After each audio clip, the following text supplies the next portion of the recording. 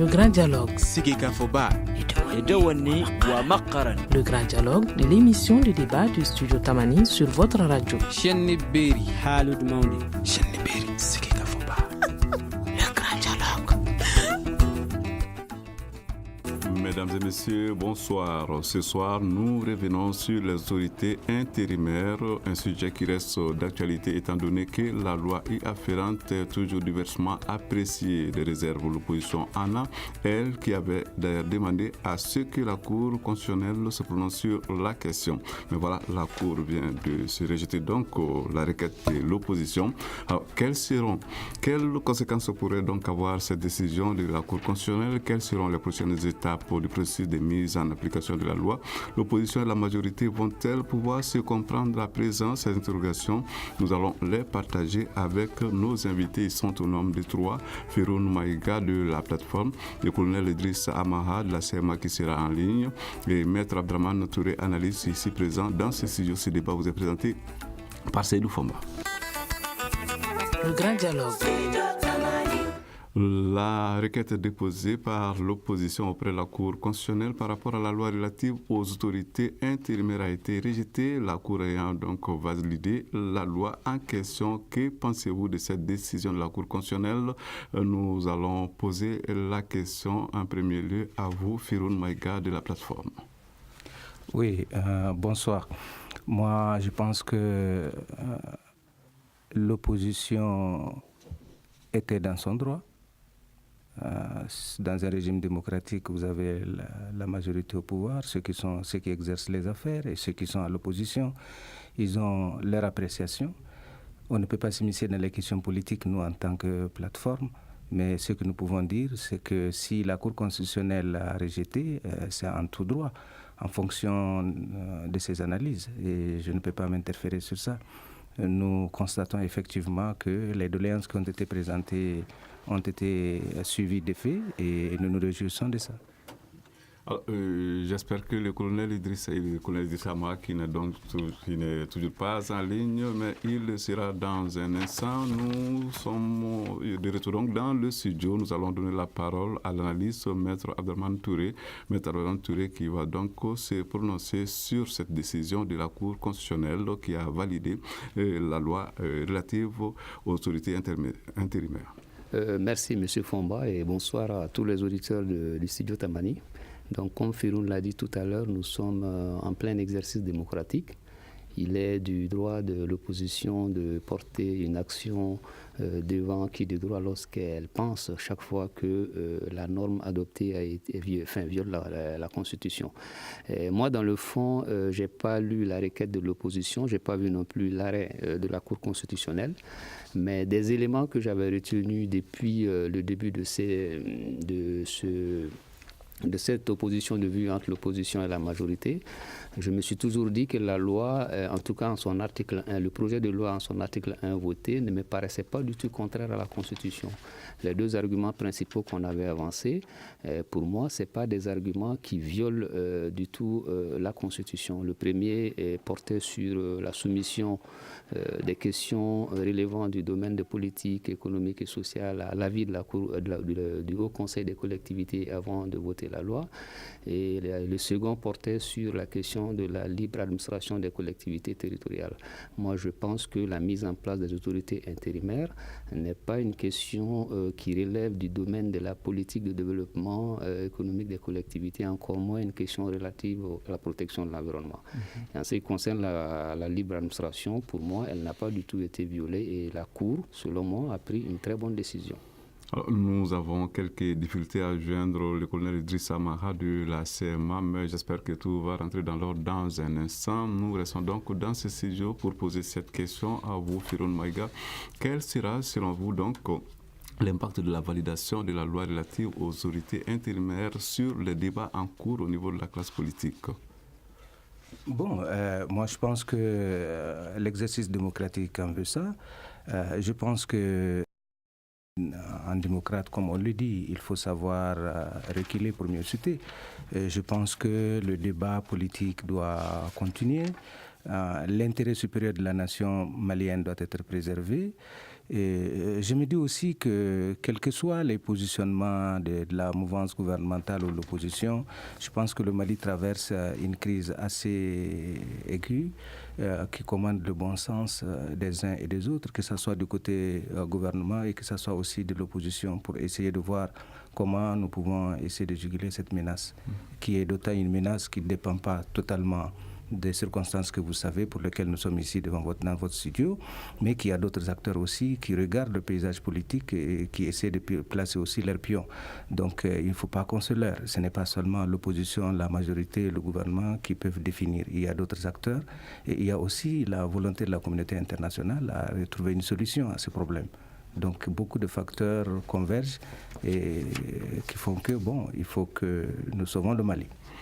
Dites-nous, vous, Maître Abdrahmane Touré, les débats par rapport donc à cette loi, la loi relative aux autorités intérimaires. Alors, ce débat va-t-il évoluer avec cette décision de la Cour constitutionnelle?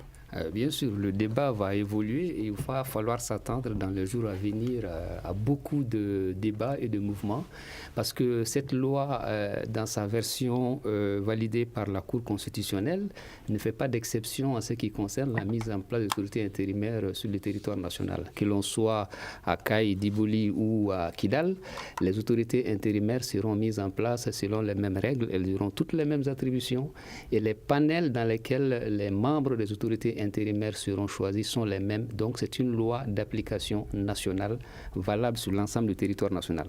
Là où le problème va se poser maintenant, c'est la mise en œuvre des prescriptions de l'accord, notamment en son annexe 1, qui disait que le cas échéant, les organes des autorités des collectivités territoriales seront dirigés par l'État et les parties signataires, c'est-à-dire les groupes armés, la plateforme et la coordination.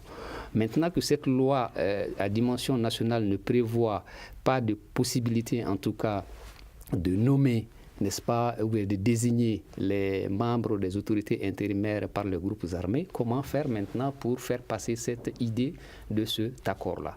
Parce que la loi, dans l'article 2 du projet qui est tombé, ça avait été une possibilité. Mais avec cet article 1 simplement voté, donc il n'y a pas possibilité de parler de représentants de groupes armés, en tout cas de manière formelle. Cette loi ne donne pas cette possibilité et ce qui va poser beaucoup plus de problèmes, c'est la découverte d'une convention subsidiaire 001 entre la coordination et la plateforme qui était vraiment une convention qui était subsidiaire, je pense, à l'accord qui procédait à une forme de partage des organes de collectivité entre l'État et les groupes armés dans les régions du Nord. Maintenant, la logique de cette convention, comment la mettre dans le cadre de cette loi qui ne fait pas de différenciation, qui ne laisse aucune place aux spécifications. Ça, c'est vraiment le gros problème que le gouvernement aura entre ses mains. Et l'opposition, je pense, ne va pas lâcher le morceau, d'autant plus qu'ils ont cette convention subsidiaire, pas signée, mais paraphée. Et donc, ça va être vraiment un gros problème auquel il faudrait trouver des solutions. Nous avons à présent en ligne le colonel Idriss Amaha de la CMA. Dites-nous, monsieur Amaha, alors, vous l'avez appris, la requête déposée par l'opposition auprès de la Cour constitutionnelle a été donc rejetée. Il s'agit bien sûr de la requête qui concerne la loi relative aux autorités intérimaires. Alors, quelle lecture faites-vous de cette décision de la Cour constitutionnelle? Écoutez, moi je pense que c'est tout simplement... ça dépend. Je vous remercie déjà de m'avoir invité. Je remercie aussi les frères qui sont là, maître surtout Aruna, le grand frère à moi, et qui est quand même l'un de ces hommes-là qui sont là à lutter pour l'unité de ce pays-là. Et mon frère Maïga aussi qui est là. C'est que moi je veux juste dire que maître Aruna est encore mieux placé à défendre ces problématiques et parler de ce sujet-là que moi en réalité qui n'est pas à Bamako aujourd'hui. Mais je pense évidemment que c'est tout simplement naturel. Vous savez que les mouvements, la plateforme et la CMA ont toujours respecté l'accord et je ne pense pas que les vraies problématiques en réalité historiquement, c'est pas la CMA et la plateforme que la faute ne vient pas de ces mouvements-là, ça vient du gouvernement qui n'a pas été posé le sujet sur le plan juridique déjà avant de signer ce papier-là. Et je pense qu'aujourd'hui on est vraiment ravis d'essayer d'avancer un peu par rapport à ce qui se passe dans notre pays qui est quand même très très important et c'est dommage. Je pense que les gens doivent vraiment s'unir et ne pas vraiment sortir de cette de l'union nationale, parce qu'aujourd'hui on met du feu partout, côté d'ailleurs côté mouvement, on fait ce qu'on peut, mais côté opposition, ils sont malheureusement en train de mettre de l'huile sur le feu. Aujourd'hui, qu'on soit avec le gouvernement ou pas avec le gouvernement, on ne doit pas attiser les problématiques entre les Maliens. Au contraire, on doit verser de l'eau sur la braise pour essayer d'unir ce pays-là qui quand même, en cas de danger, si jamais on ne trouve pas une solution par rapport à cette histoire des autorités intérimaires au nord. Firoun Maïga, je crois que vous voulez réagir. Oui, je comprends. Je reviens sur ce qu'a dit le spécialiste Touré. Je vais juste vous ramener en arrière que lors de la signature de l'accord à Alger, tous les débats qui nous ont amenés à ça pour fondement, nous sommes des mouvements issus de la société civile, nous nous exprimons au nom de nos communautés que nous représentons et nous voulons une nouvelle façon de voir, une nouvelle gouvernance, une prise en compte de nos réalités, une gestion partagée du pouvoir au niveau local, ainsi de suite. Un certain nombre de facteurs ont été déterminants dans ça. Donc je ne pense pas, comme on l'a dit, que les mouvements aient négocié avec le gouvernement, cela puisse donner augure à dire que nous avons gagné une partie du pouvoir, mouvement SEMA plateforme, et que cela veut dire la SEMA, la plateforme, le gouvernement ont partagé le pouvoir et que chacun a une entité de décision. Non, je pense que nous nous référons à ce que nous savons culturellement et qui sont les fondamentaux dans ce pays de droit, puisque ce texte de loi, comme l'a dit Maître, crée des cadres et donne des orientations très claires. Le gouvernement aussi, je pense, que remplira les conditions. Tout ce que je veux dire, c'est qu'aujourd'hui, c'est aux communautés de prendre leurs responsabilités dans cette période intérimaire. Nous la voulons pourquoi? Parce que nous voulons un nouveau modèle de gouvernance locale. Il faut que les communautés demain ne disent plus c'est l'État malien, c'est X, c'est Y, c'est eux-mêmes. Et je pense que cet apprentissage pendant ce temps qui a été donné, ce délai, permettrait à l'ensemble des acteurs politiques de la société, de la nation malienne de comprendre qu'ils ont des responsabilités. Je crois qu'il faut voir ça sous cet angle, ne pas le voir c'est ma plateforme gouvernement. Ce serait un peu dévier effectivement le bien fondé du combat qu'a mené la plateforme et la SEMA. Et ça, je pense qu'il faut qu'on le ramène au niveau central. C'est pour les populations, c'est à elles d'exprimer. Et comme la Convention même le dit, les autres le disent, ce n'est pas nous qui allons désigner X, Y sur une liste pour donner au gouvernement de signer. Non, c'est aux populations de s'exprimer. Nous allons observer une courte pause avant de poursuivre ce débat.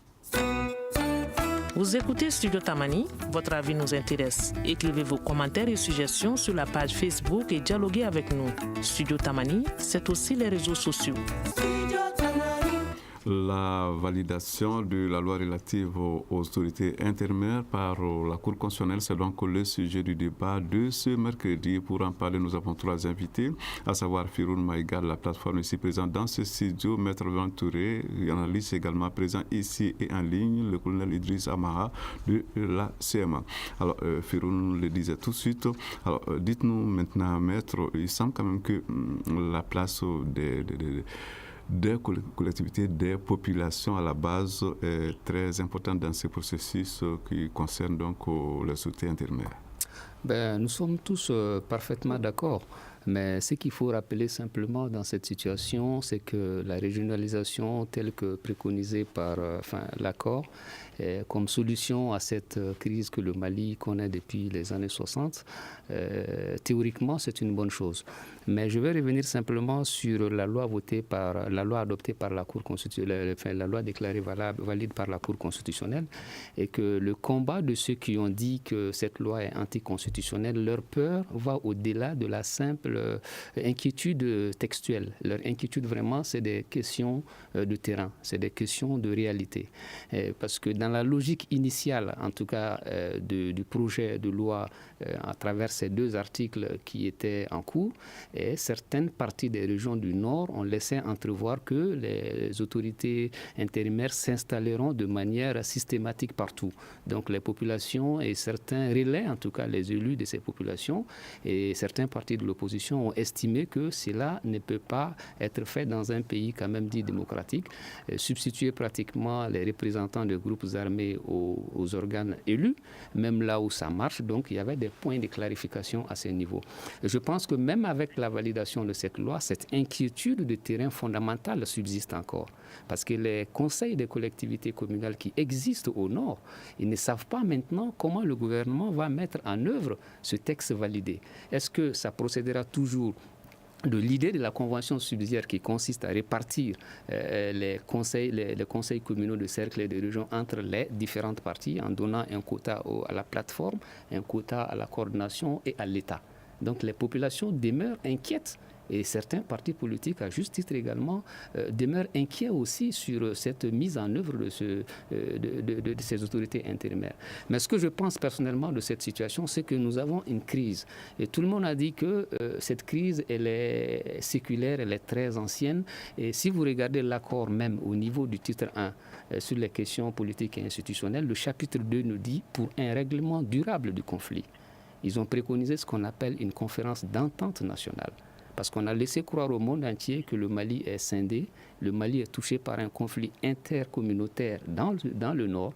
Donc pour qu'on mette en place quelque architecture institutionnelle que ce soit, pour qu'on mette en place quelques organes, quel que soit, même si c'est intérimaire, il faut au minimum organiser cette conférence d'entente nationale pour qu'on puisse parler réellement de la vraie problématique des régions du Nord, pour qu'on puisse savoir est-ce que effectivement les communautés se rejettent, est-ce que effectivement les discriminations, les exclusions, est-ce que tout ça c'est des facteurs réels que les populations parlent entre elles et qu'elles se comprennent. Après maintenant, on va mettre en place des organes intérimaires, l'architecture institutionnelle et tout ce qui s'ensuit. Donc pour un règlement durable du conflit, il faut nécessairement qu'on passe d'abord par la conférence d'entente nationale avant de mettre en place quoi que ce soit.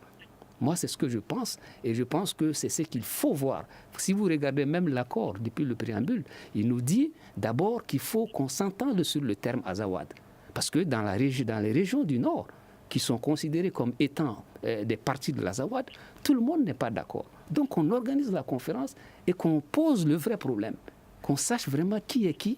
Qu'est-ce que l'Azawad? Est-ce qu'elle a cette dimension politique institutionnelle reconnue dans l'accord? Est-ce que nous sommes vraiment azawadiens? Est-ce que nous souscrivons au combat des groupes armés qui parlent, en tout cas qui prétendent parler à notre nom?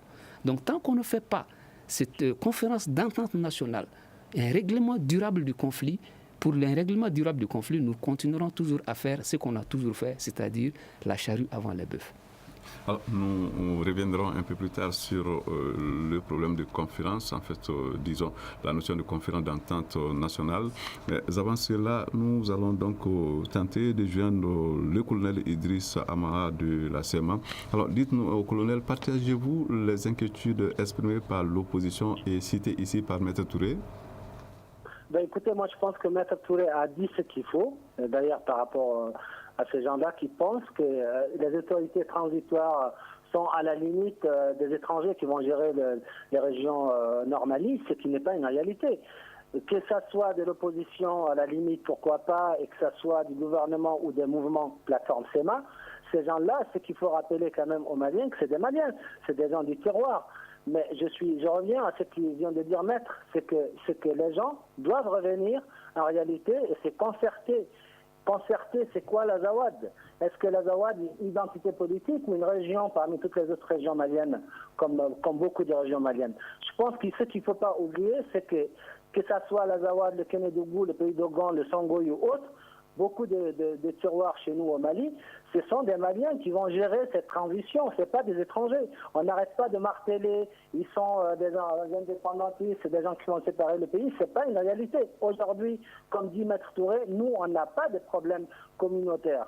C'est que tous les régimes avant ont essayé de taper les Maliens les uns contre les autres pour qu'eux, ils restent centralisé à Bamako, et pour faire une carte d'identité ou un passeport, on vient de Kidal ou de Caille pour la faire à Bamako. Aujourd'hui, je pense que si on va vraiment vers une réelle régionalisation ou une vraie décentralisation, les gens doivent s'autogérer dans les régions du Mali, que ce soit dans le nord, le sud, comme le centre. Les Maliens ne doivent pas avoir peur de ces gens-là. C'est des gens, c'est des Maliens. Je veux dire, sur le plan d'autorité transitoire, ce sont des Maliens, qu'ils soient du nord ou du sud. Il y a un quota du gouvernement. Moi, je comprends ce que vient de dire Touré par rapport aux gens qui administrent déjà sur place les autorités dans les régions du Nord. Mais ces gens-là peuvent rester à leur place si les populations sont toujours pour ces gens-là, qu'ils soient de la plateforme, qu'ils soient de la CEMA ou du gouvernement. Et on ne doit pas avoir peur en réalité. Ce sont des Maliens qui vont gérer leur tiroir. Voilà. Retour dans ce studio, nous allons nous tourner maintenant du côté de Firoun Maïga de la plateforme. Dites-nous, Firoun Maïga, les inquiétudes exprimées, ça et là au sujet donc de cette loi, sont-elles toutes sans fondement? Oui, vous savez, moi je comprends, j'ai laissé des inquiétudes que Maître a soulevées, je comprends ça, je comprends les inquiétudes de l'opposition et aussi de la partie gouvernementale. Nous sommes dans une période de mutation, alors le changement, on le connaît culturellement, nous l'acceptons difficilement.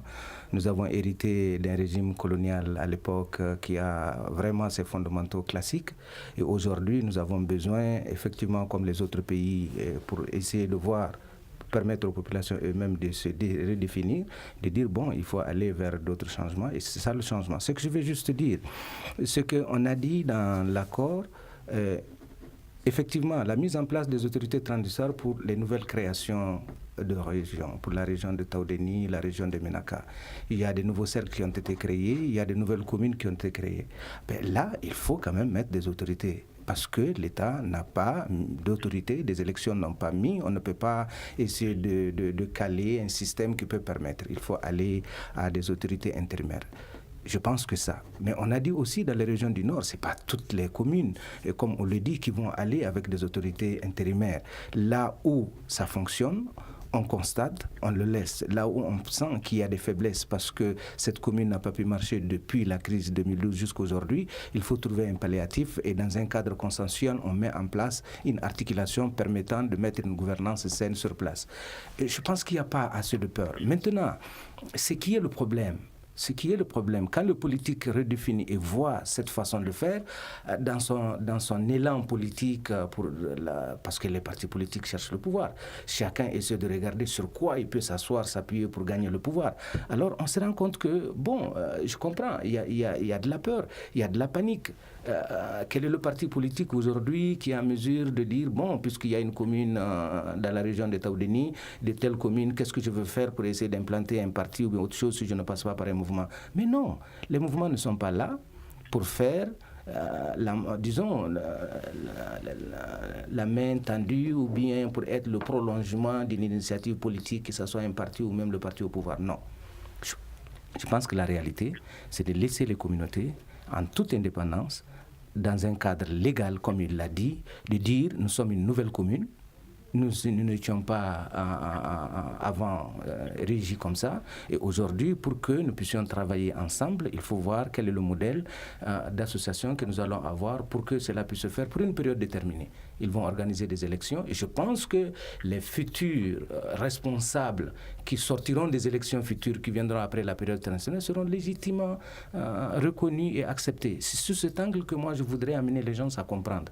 En tout état de cause, l'idée que les mouvements sont en train de tirer quelque chose derrière, oui, c'est des mouvements qui se reconnaissent de cet espace, c'est des mouvements qui s'expriment en toute liberté, même à l'accord de Ouaga, ils ont dit leur point de vue, qui est légitime. Et je pense qu'aujourd'hui, le pouvoir est allé dans ce sens-là et c'est une avancée significative. Positivons.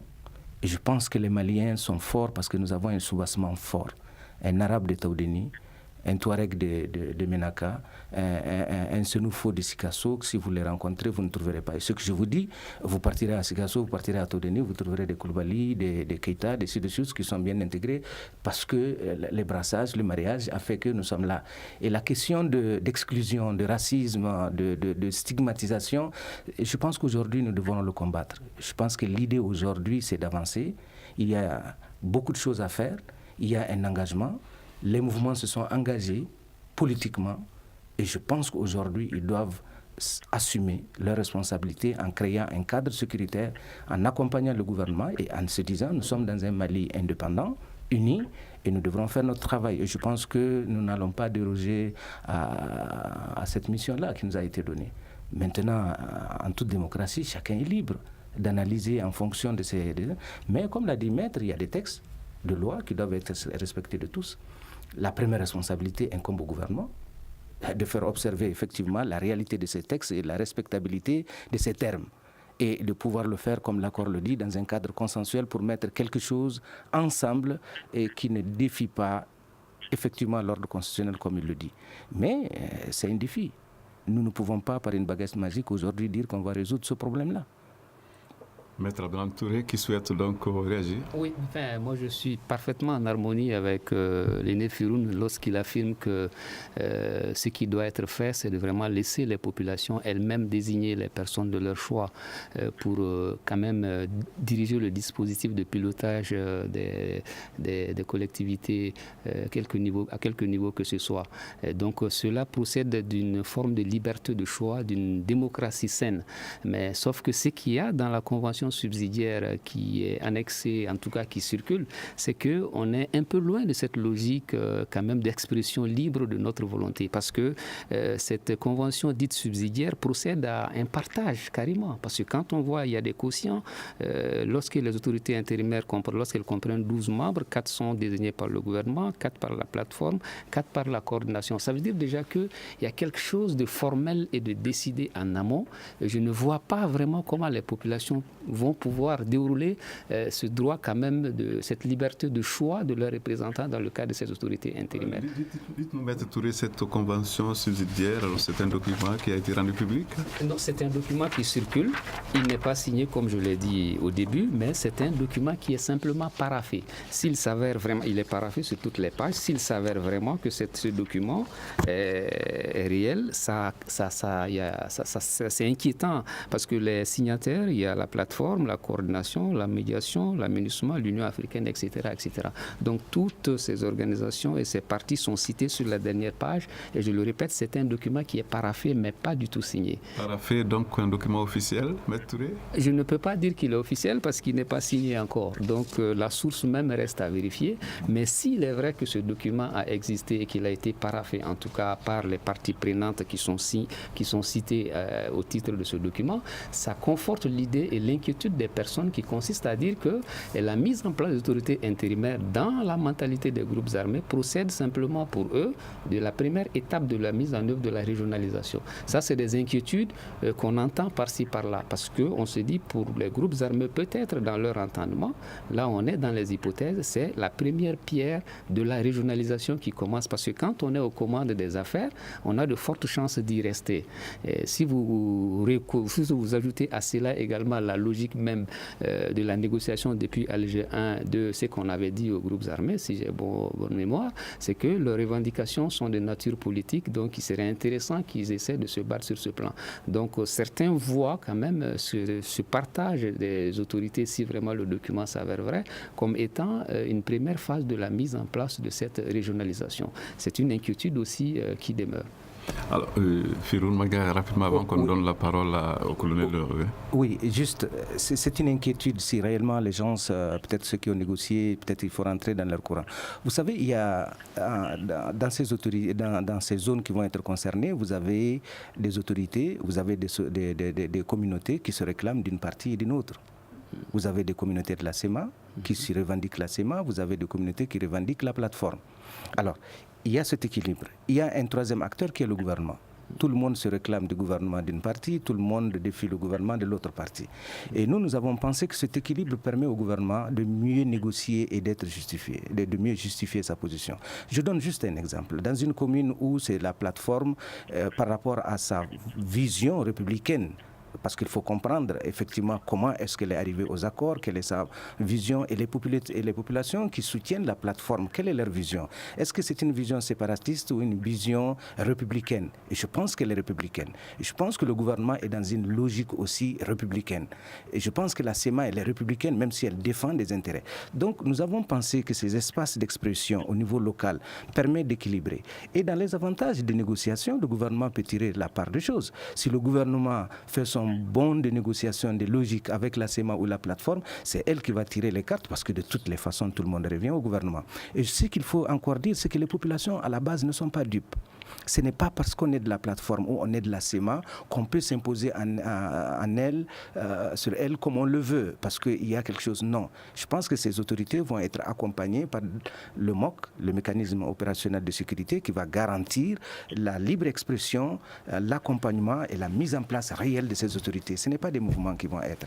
Donc de plus en plus on avance sur ce terrain, de plus en plus les mouvements deviennent fragilisés parce qu'il y a le cantonnement qui va suivre, il y a le processus qui va être là, vont rester sur le terrain, l'État malien, le mécanisme opérationnel de part ou d'autres plateformes, ainsi de suite, et la communauté internationale qui vont suivre.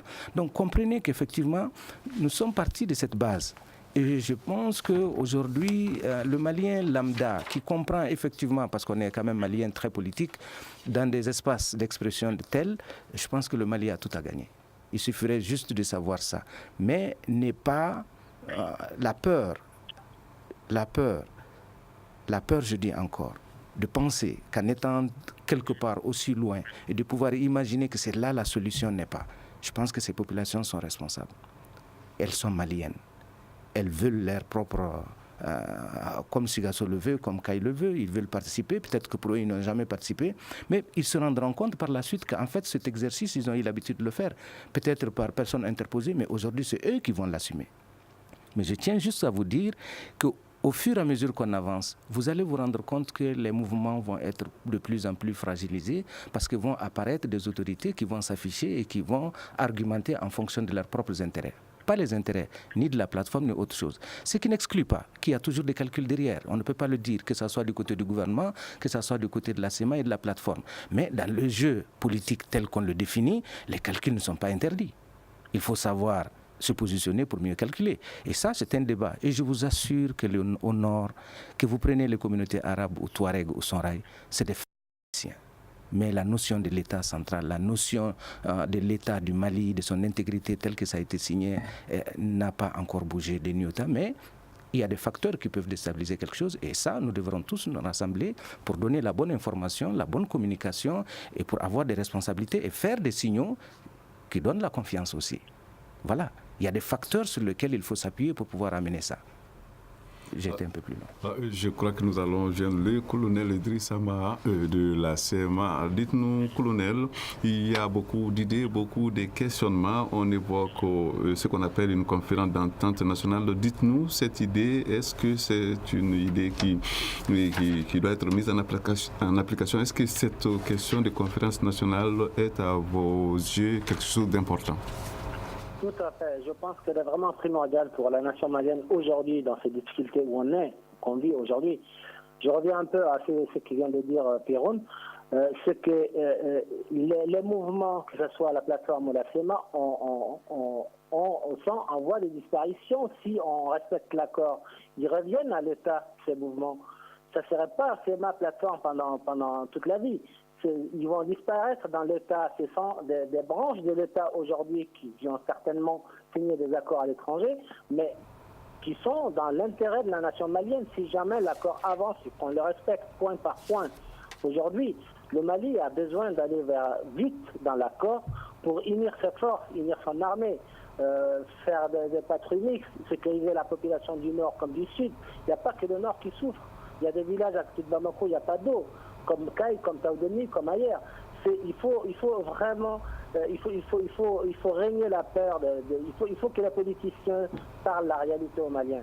On n'arrête pas de faire peur aux Maliens pour qu'ils se tapent dessus et que les politiques qui gèrent mal ce pays-là restent dans leur fauteuil et vivre, or qu'il y a des Maliens qui crèvent la dalle, c'est plus possible. On doit être, si on est vraiment dans un état de droit,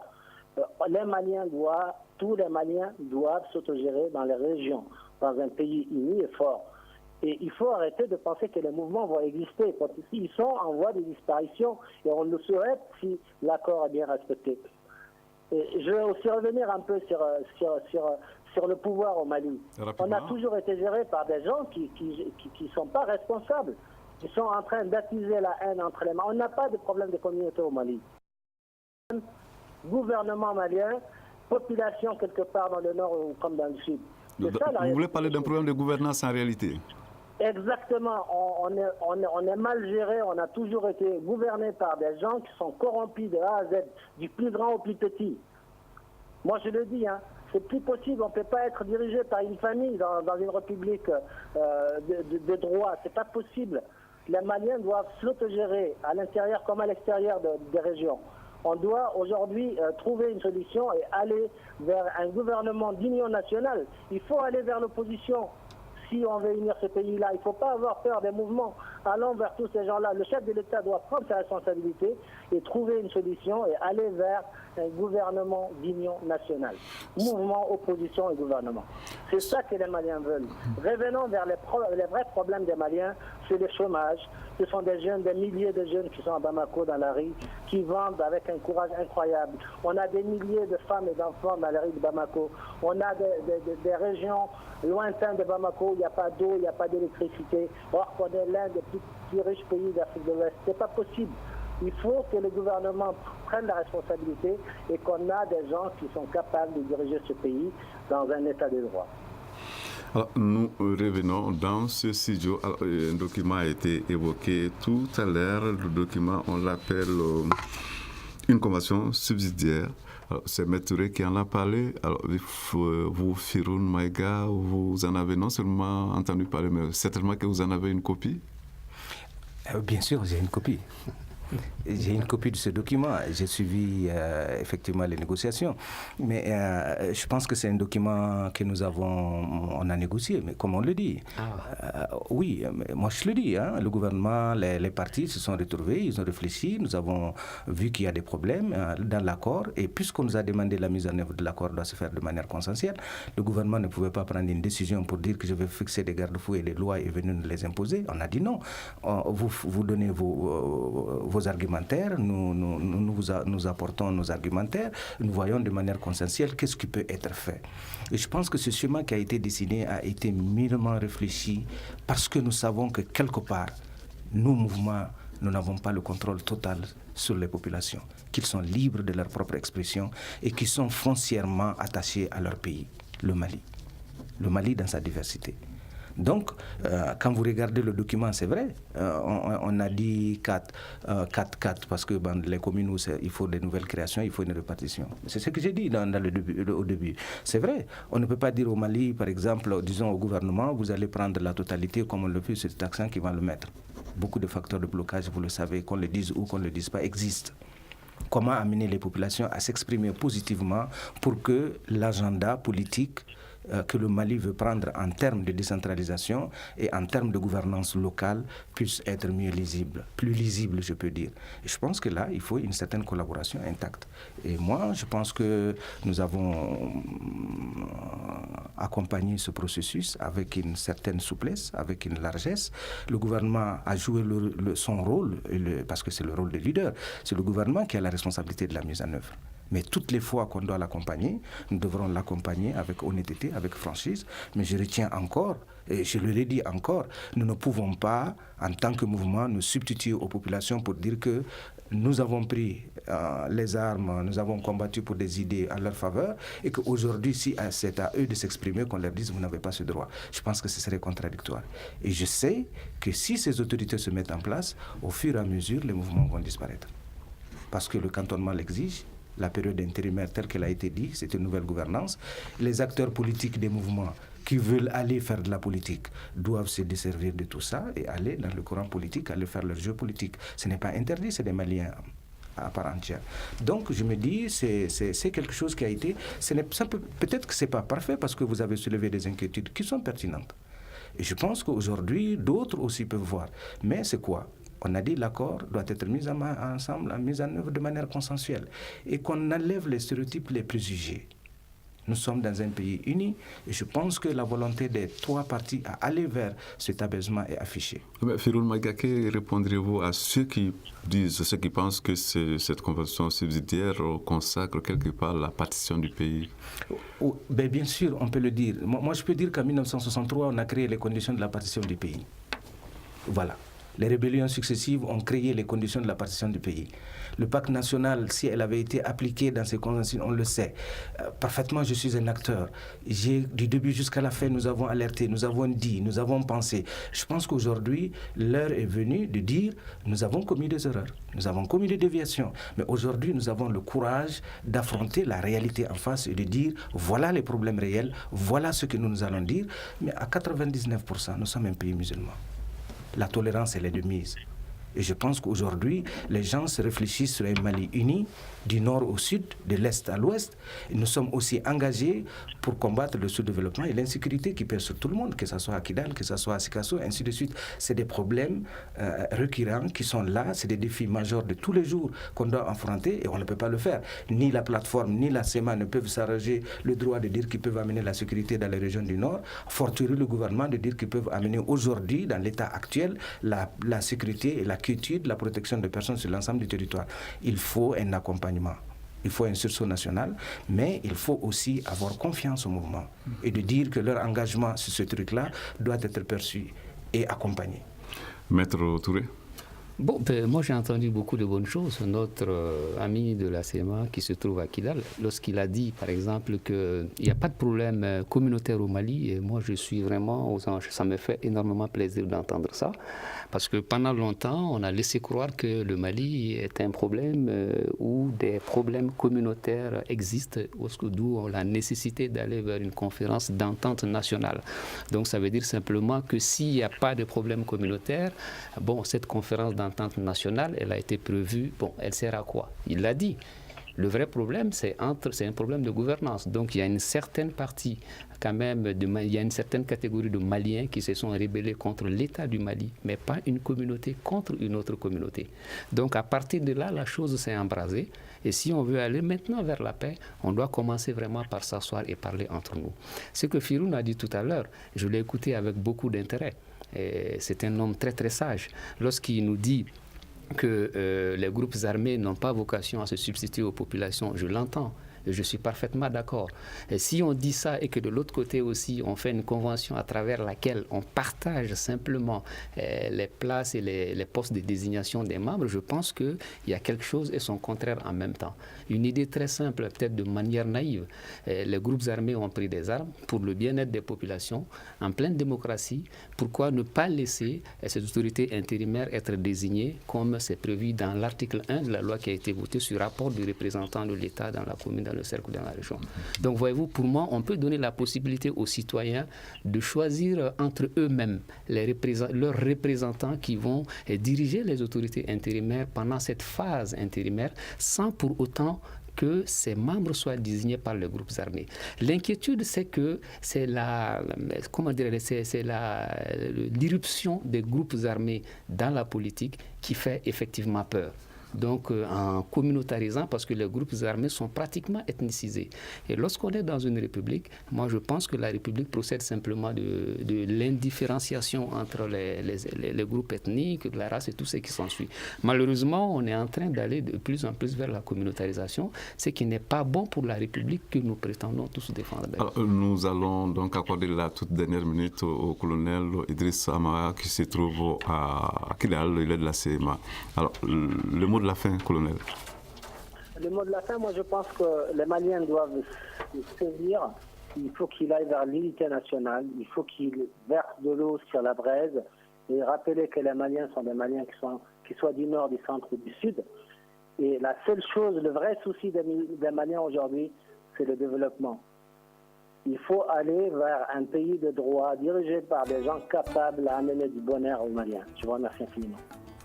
Voilà, je vous remercie, colonel Idriss Amara. Je rectifie, vous êtes plutôt à Kidal. Je rappelle que vous êtes de la CMA.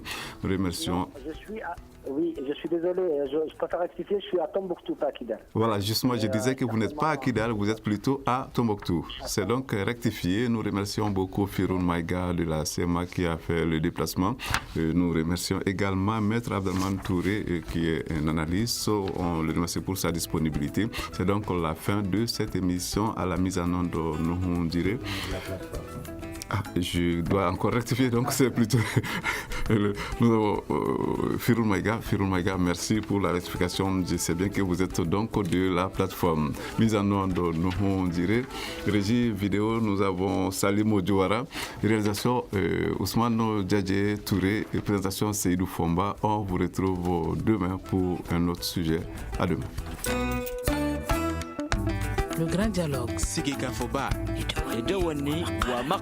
Le Grand Dialogue de l'émission de débat du Studio Tamani sur votre radio. Shenni Beri, Siki Kafoba.